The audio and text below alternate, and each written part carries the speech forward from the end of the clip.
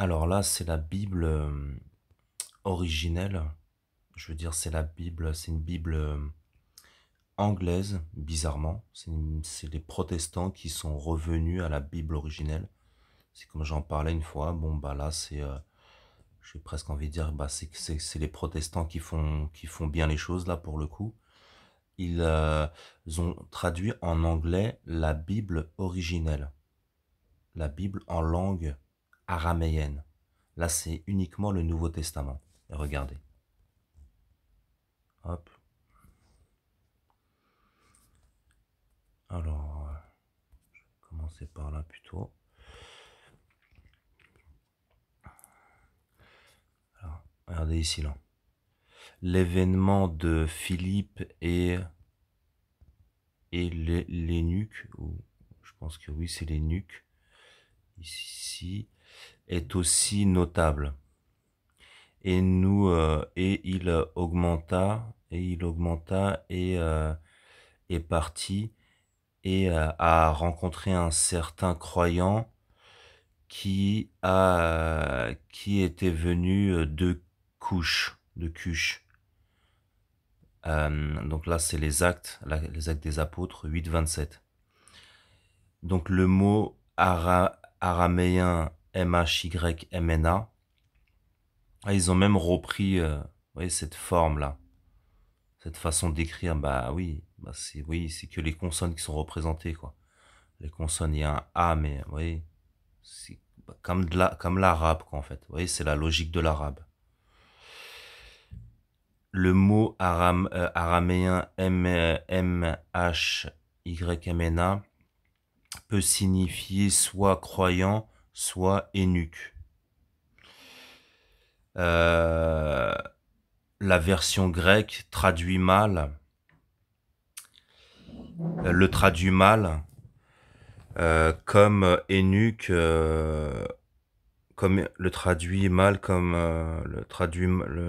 la version grecque traduit cela mal, au lieu de plus de contexte, au lieu d'un contexte correct croyant. Les eunuques étaient disqualifiés, étaient interdits, voilà, d'entrer dans le temple de Jérusalem.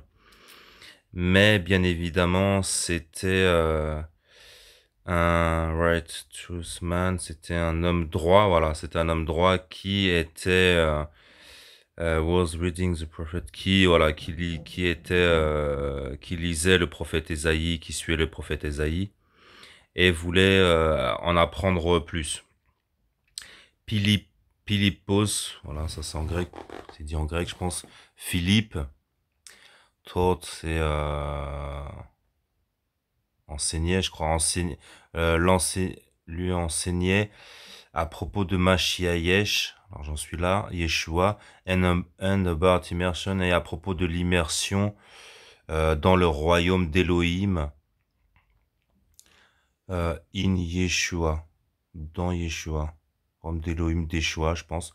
Cependant, regardez, suivez bien, cependant, les deux textes anciens en grec et en araméen euh, ne contiennent pas ce verset qui était inséré dans le texte grec plus tard. Deux petits points, ouvrez les guillemets. Et Philippe a dit, si vous êtes des croyants avec All Thin Earth, avec un cœur pur. Alors Thou dans l'ancien anglais, ça veut dire you, je crois. Through my est, bon là je sais pas ce que ça veut dire. Bon, j'aurais dû aller voir, mais bon, c'est pas grave. Et il a répondu et a dit, je crois que Jésus-Christ est le Fils de Dieu. Acte 8, 37.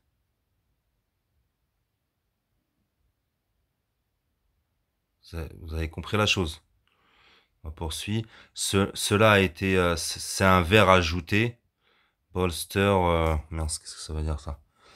l'idéologie de croire pour la conversion, but in this case, bon, mais dans ce cas, les hommes étaient déjà des croyants euh,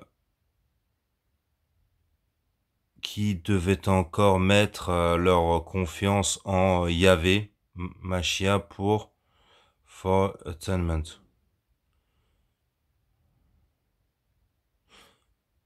Bref, en tout cas, regardez, je reprends.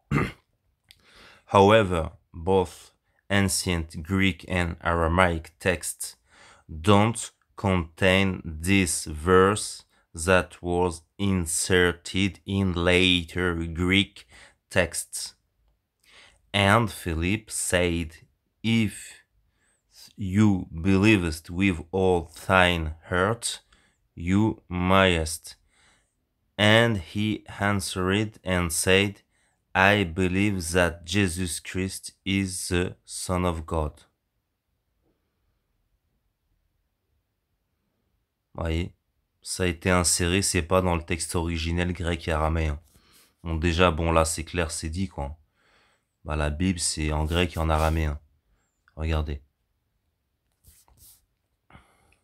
Yeshua dans le Talmud.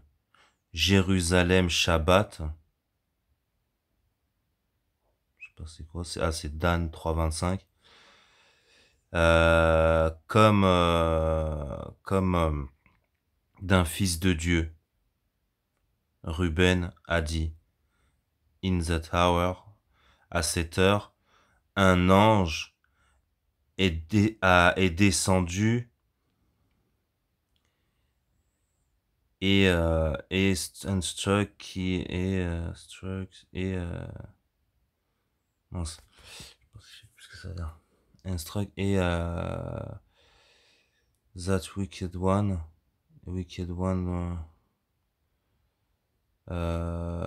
qui était mince, mince, je sais plus les mots, bref, ça parle de Nabucodonosor qui s'est collé à sa bouche, quoi, et lui a dit, modifie tes mots, amend your words, modifie tes mots. Has he a son? A-t-il un fils? On parle de Dieu, donc. He turned, on est là. Il s'est retourné et a dit, verset 28, sois béni le Dieu of Shadrach, Meshach and Abednego, qui, ce n'est pas écrit, has sent his son, qui a envoyé son fils, but has sent his angel and has delivered his servants who trusted in him, et qui a délivré ses servants qui croyaient en lui.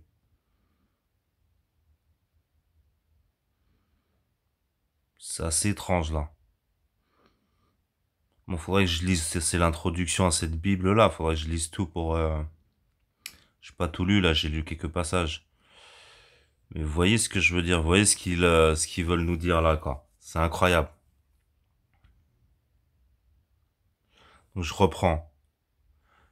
Comme d'un fils de Dieu, Ruben a dit, à cette heure, un ange est descendu and struck that wicked one, et s'est collé sur sa bouche.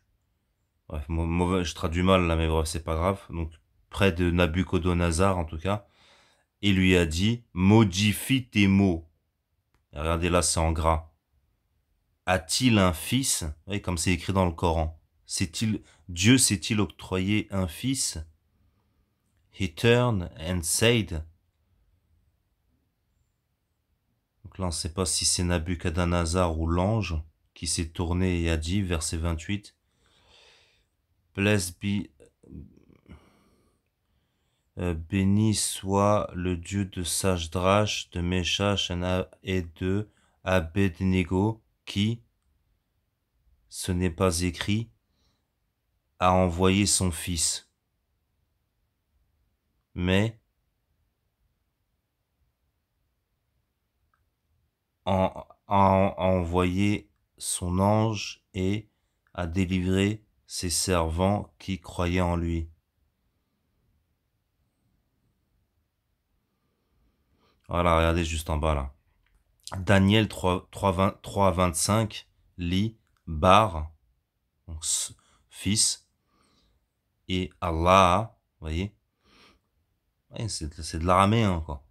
C'est de l'araméen, c'est de l'arabe. Voilà, en araméen, Dieu c'est Allah. Not angel. Mais ici, il est un verset classique que les rabbis, les rabbins juifs et les sages twist to support, voilà, qui supportent leur agenda anti-Mashiach, donc anti-Messie peut-être. Le Targums, les commentaires juifs en araméen, les commentaires araméens juifs, vous voyez, c'est-à-dire que, vous voyez, là c'est clair, c'est ça, c'est comme je l'avais montré, bah oui. Le Targum, c'est donc le Talmud de son vrai nom. Oui, je crois que c'est ça, oui, bah les commentaires, bah c'est ça, c'est le Talmud. Bah, c'est écrit en araméen. C'est les commentaires araméens, les commentaires juifs en araméen, quoi. Sur ce livre de Daniel n'était jamais été qui jamais circulé parmi le peuple juif dans une part parce qu'ils auraient très clairement pointé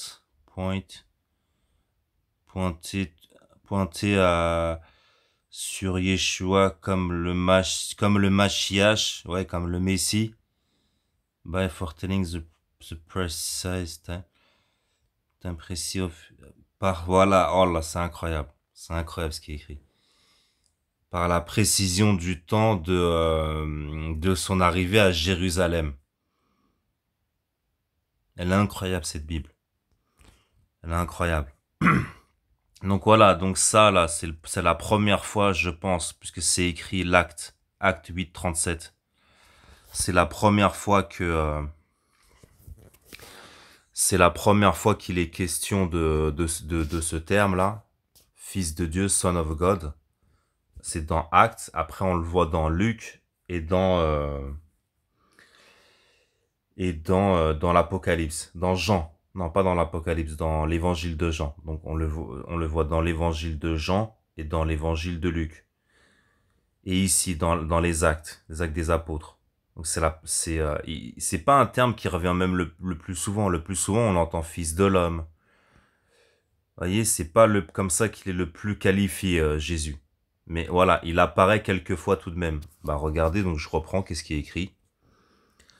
Cependant, les deux textes en grec et en araméen ne contiennent pas ce vers qui a été inséré dans le texte grec plus tard. Dans le texte grec tardif, quoi. Vous voyez? Et Philippe a dit, si vous êtes des croyants avec toute... avec tout un cœur fine, thin, all thin heart, avec tout un cœur pur, je pense, avec un cœur tout pur. You, ça veut dire, je crois que c'est you, ça, Thou, c'est you en anglais ancien. You, You mayest, je sais pas ce que ça veut dire. And he, et il a répondu et dit, je crois que Jésus-Christ est le Fils de Dieu. C'est rajouté. Et vous voyez après ce qu'ils nous disent concernant le Talmud. Voilà. Donc voilà, là c'est la Bible originelle. Là c'est en anglais bien évidemment, mais ils se sont basés sur la plus ancienne copie de la Bible qui est écrite en langue araméenne.